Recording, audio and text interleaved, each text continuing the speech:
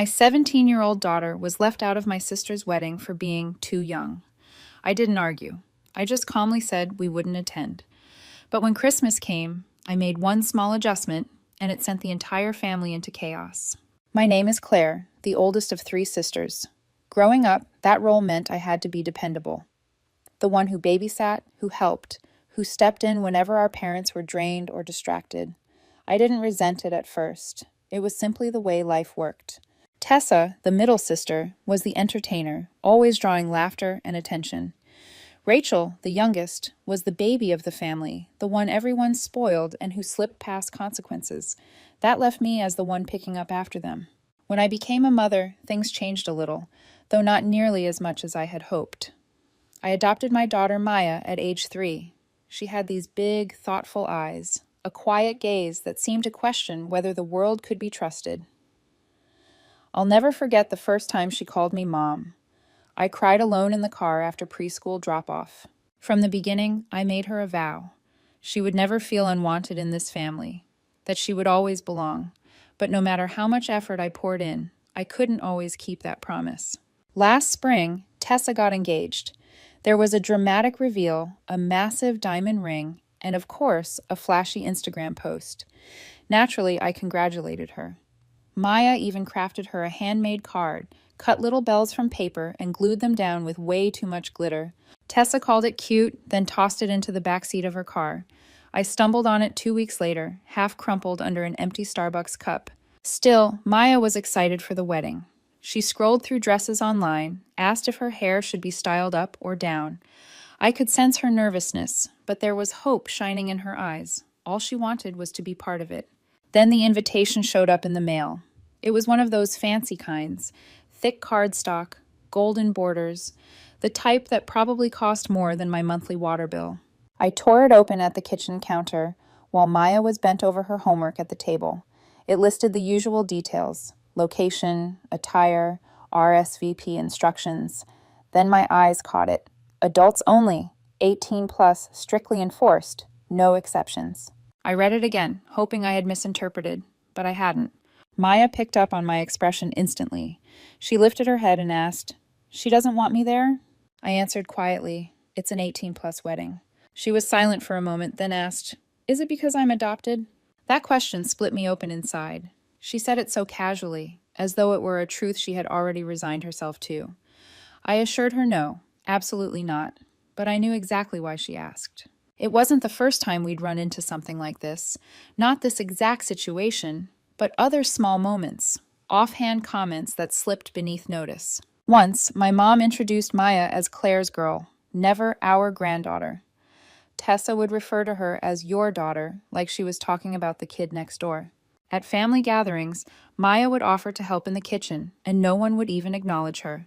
I tried to believe it was unintentional, that they didn't mean anything by it, but this time it was clear I didn't fight, I didn't yell. I just went online and clicked, not attending. No explanation, just no. I thought that would be the end of it. The next day, Tessa texted me, "Hey, just saw your RSVP. Is everything okay then?" A follow-up: "If this is about the age thing, I hope you understand. We're being super consistent with everyone. Nothing personal, right? Not personal, except that Maya is her niece. And she's 17, not 7.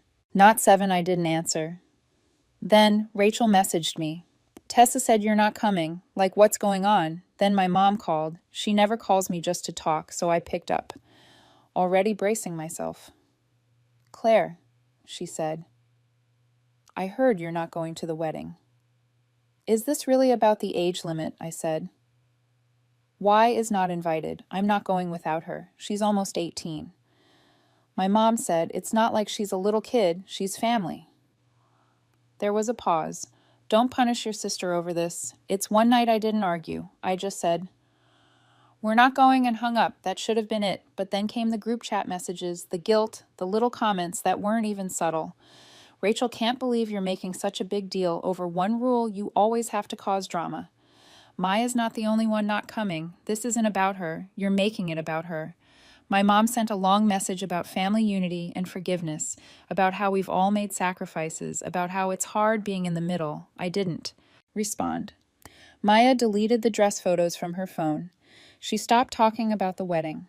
She didn't cry, But I think that's what hurt me the most, how unsurprised she was. She'd already learned. What I spent too long trying to ignore, so when Christmas came around and no one had apologized or even brought it up, I made a quiet decision. I didn't invite them. No big announcement. No blow-up. Just silence, and that's what made them really angry. If you'd asked me 10 years ago what I thought motherhood would look like, I would have said birthday parties, messy hugs, glitter on the carpet. I wouldn't have said trying to protect a child from people who claim to love you both. When Maya came into my life, she was 3 years old and heartbreakingly serious. Big brown eyes, soft curls, and a quiet stare that made you feel like she was memorizing everything you said, just in case she needed it to survive you. She didn't warm up quickly, she didn't giggle on cue, she didn't run into my arms like a movie scene, but when she finally reached for my hand in the grocery store without being asked. I cried in the parking lot for 10 minutes. My husband Ethan was the one who said that was the moment she chose you, and I've been choosing her every day since, but my family never quite knew what to do with her. At first, I chalked it up to awkwardness adjusting. Barely. She didn't have my eyes. She didn't carry my last name yet. She didn't jump into conversations at holidays the way the other kids did, but it was more than that. It was the way my mom referred to her as the little one. Instead of Maya, the way Tessa once asked, "Are you going to tell her she's adopted when she's older?" When Maya was standing right there, the way Rachel's kids got Easter baskets from our parents with personalized names, while Maya got a generic one with a Happy Spring tag. Wasn't overt, it was quieter than that, softer, easier to excuse if you wanted to. But Maya noticed, she always noticed. I tried to be patient, I really did. I explained, I redirected. I gave them the benefit of the doubt. When Maya was 6, she told my dad she wanted to be an artist. He smiled and said, "You'll need something more practical than that." When she was 8, she drew a picture of our family, me, Ethan and her, and gave it to my mom. My mom smiled, said, "Thank you," then set it down and never mentioned it again. Maya asked later why it wasn't on the fridge. Like the other cousins' drawings, I didn't know what to say. The first time I really lost my patience was Rachel's engagement party. Maya was 12. Rachel had invited of Sortus. We were added to a mass text with a time, date, and venue. No, can't wait to see you. No personal message, but we went anyway because I thought this is how we change it. We keep showing up. Maya wore a pale blue dress and these little silver flats she picked out herself. She was nervous, kept asking if she looked okay, if she could stay close to me at the party. Rachel greeted us with a tight smile and a hi, then turned to hug the next person without asking Maya anything. No compliment, no, "You look so grown up," just air. We stayed for 20 minutes, maybe 25. Maya stuck to my side the entire time on the way home. She said, "I don't think she likes me." I said she doesn't know you. She said she's had 10 years, and I didn't have an answer for that. The thing is, I don't think they ever fully accepted that Maya wasn't temporary. It's like some part of them thought I'd eventually have a real child, and this would become a sweet chapter, something they could refer to as when Claire fostered that little girl. They never said it out loud. They didn't have to last year for Maya's 16th birthday. We rented a space at the community center and decorated it with her artwork, her idea. She didn't want some big party with loud music. She wanted to hang her paintings, serve cupcakes, and invite the people who'd supported her. She made the invitations herself, sent them out to family, friends, and a few teachers. Rachel didn't come, neither did Tessa. My parents showed up 30 minutes late and brought a card that said to, a sweet girl with a $20 bill tucked inside. May I thank them? She's always polite afterwards. She didn't say much, just helped clean up, put her canvases back in the car. But later that night, when we were home and the dishes were done, I found one of her sketches. It was a drawing of the three of us, her, me, and Ethan at the party, but our faces were blank. I think that's when I stopped hoping they'd change, not because of the card or the late arrival or the lack of effort, but because it didn't even hurt Maya anymore, not in the same way she'd stopped being surprised. And that scared me more than anything, so when the wedding invitation never came, not even a phone call or a conversation, just a silent exclusion, I knew what I had to do. I didn't beg, I didn't plead or try to negotiate. I simply told Maya we wouldn't be attending. She didn't shed a tear, just nodded quietly and said, Okay. Later that night, she asked me, "Do you think they even realized we didn't go?" I told her yes, because she needed to feel like she mattered, even if they didn't act like she did. While the wedding weekend unfolded, we stayed home.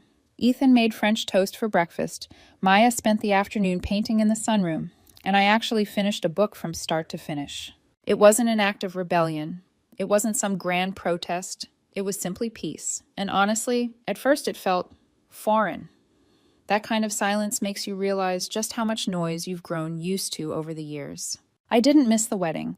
I didn't find myself wondering about the ceremony or what flowers they chose or whether the cake turned out. I thought about Maya instead, about how for so long she searched for their approval in every conversation, every holiday, every single family gathering, and how, little by little, they taught her not to expect it. Then I thought about the next holiday. For years, I had hosted Christmas out of duty, inviting them, feeding them, pretending their hollow smiles were enough. But this year, I decided not to. This year, I wanted something different. In early December, Ethan asked, "Should I go ahead and order the folding chairs?" I shook my head. Not this year. No extra seats. He didn't press for answers. Maya didn't either. Soon after, the family group chat lit up. "Who's on dessert duty at Claire's this year?" "Are we still coming the night before, like always?" I ignored them. Let the notifications stack up without opening a single one. I never officially announced that I wasn't hosting Christmas. There was no dramatic declaration, no big social media update telling everyone to take their holiday cheer and snide remarks somewhere else. I just stayed silent. And somehow, that silence ended up speaking louder than anything I could have said. By mid-December, the tone of the messages began to shift. Rachel typed, "Claire, are we still on for Christmas Eve dinner? Tell me what I should bring." Then Tessa jumped in. "We'll be 5 again. Let me know if Maya wants something specific this year, if she's even going to show up." That one nearly shattered me. If she's even going to show up. Like Maya was the problem. Like she was the one at fault, instead of the one who had been pushed aside. And for the first time in years, I didn't respond. I didn't scrub every corner of the house. I didn't place a pre-order for a roast.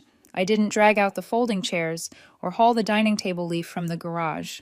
When my silence held, the phone calls began. First from my mom. I let it ring. Then Rachel. Then Tessa. Finally, my dad, who left a voicemail. "Claire, we just want to know what's happening. Your mother's upset. It's not too late to do the right thing." The right thing. As if welcoming people who excluded my daughter was somehow the moral choice. As if serving them dinner could erase the wounds they refused to acknowledge. That year, no one came over. Instead, Ethan and I cooked lasagna in our pajamas while Maya shaped sugar cookies, edges crumbling, but sweet all the same. We stayed in, watched movies, opened gifts ahead of schedule. We laughed harder than we had in months. And for once, Christmas actually felt like home. No one walked on eggshells. No one translated pointed remarks. No one went silent just because Maya entered the room. It was simply us. And that's when the group chat began to stir again.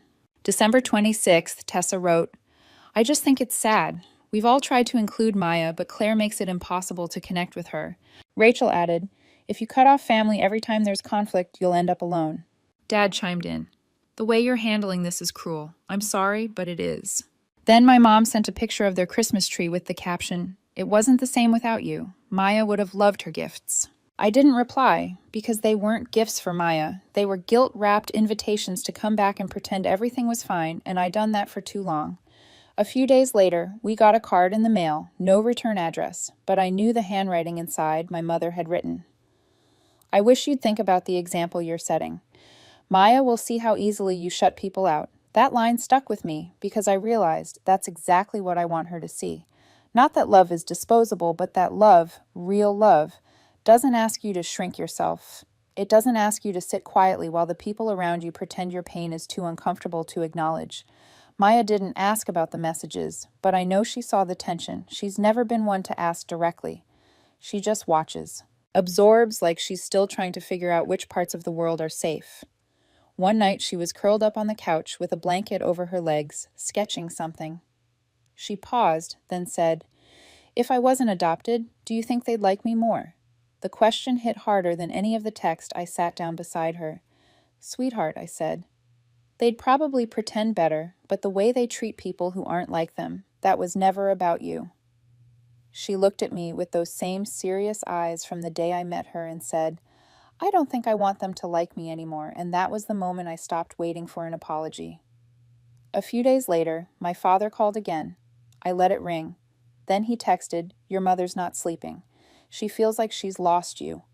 We know we messed up, but that doesn't justify shutting everyone out." That's not who you are. I stared at that line for a long time. That's not who you are. I used to wonder about that, used to question whether I was being too cold, too sensitive, too harsh. But now I think this is who I am.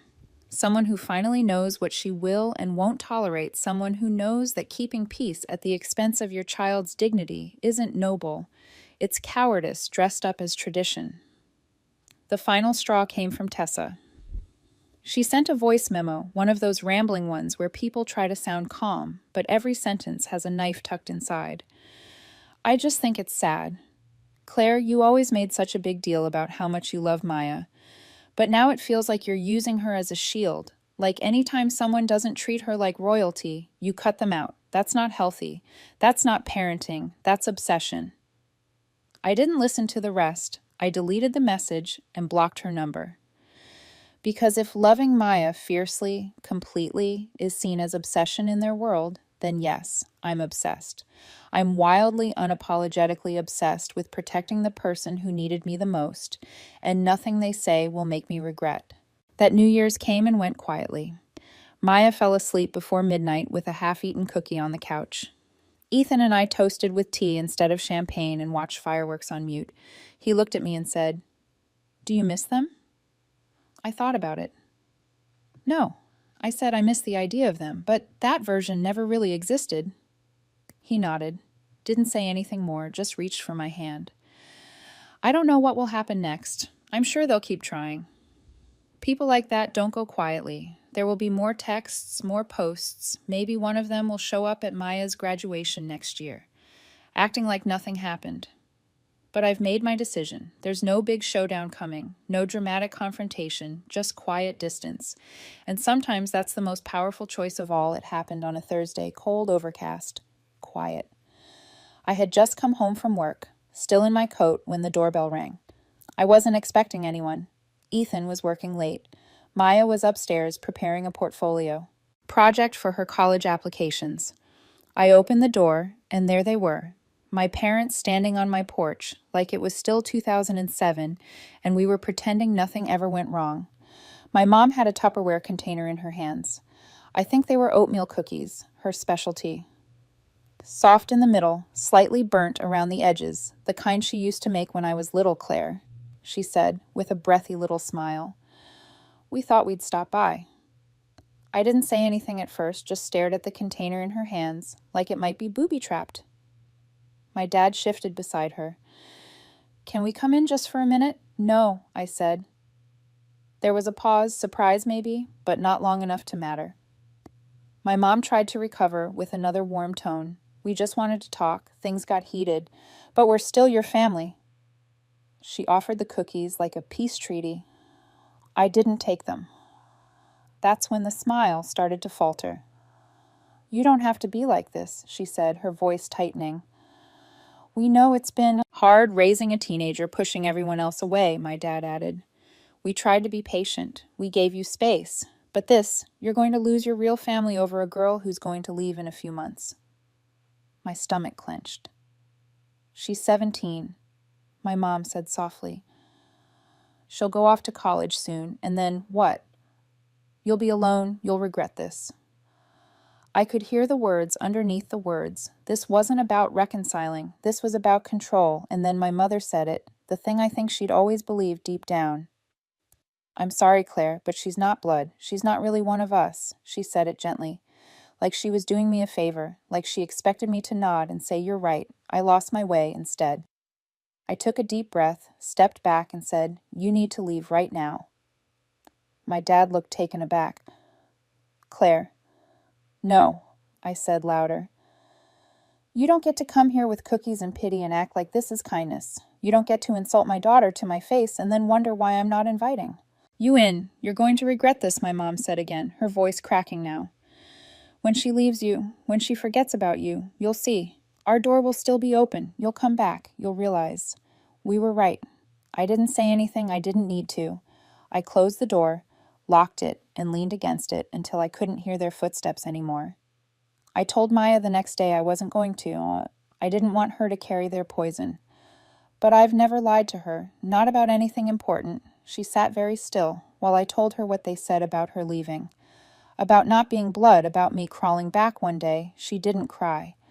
But I could see it in her hands, how tightly she clenched them in her lap, how her shoulders stiffened. They really think I'll leave you, she said. No, I said. They hope you will that way. I'll meet them again. She nodded slowly. They don't get to hope things about me, she said. I thought that would be the end of it. I should have known better, because a week. Later, my cousin Sarah forwarded me an email that Rachel had sent to the extended family. It was long, rambling, passive-aggressive in the way only Rachel could be, but the point was clear. She told them I had abandoned the family. For a girl who manipulated her way into Claire's life and isolated her from everyone else. She implied Maya had been difficult, distant, and ungrateful, that my relationship with her was unhealthy, that I was obsessed with protecting her from imaginary slights. It was vile and worse. It worked. People started reaching out. Aunt Linda sent me a text, asking if everything was okay. Uncle John reached out to Ethan to see if I was having some kind of breakdown. Then my second cousin, Chloe, left a comment under one of Maya's art posts. You're very lucky. Don't forget who gave you a home. Maya saw it, and I saw her see it. That was the final straw. I didn't respond. Instead, I gathered everything. Screenshots, old text threads, photos, every ignored invitation, every instance of being left out, every little receipt I had kept through the years. I organized it like a case file, not emotional, not bitter, just plain facts. Then I sat down and wrote a letter. No shouting, no dramatics, only honesty. I sent it once, to the extended family alone, with the subject line, for anyone who wanted the full story. I didn't ask them to pick sides. I didn't fish for apologies. I simply told the truth. Some replied, others stayed silent. A handful quietly unfriended Rachel. A few insisted none of it was true. But in the end, that didn't matter, because I wasn't doing it for them. I did it for Maya. So she'd never question what really happened.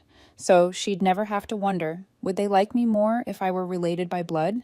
After that, I blocked anyone who tried to argue, anyone who said, maybe if you just sat down and talked it out, anyone who thought keeping the peace was more valuable than shielding a child from emotional neglect dressed up as family values. We never heard from them again, at least not directly. I'm sure we're still a topic of conversation. I'm probably still the example they give whenever difficult kids come up. And I'm sure Maya's name still gets mentioned in sharp, judgmental tones. Let them talk. They gave up their right to know her.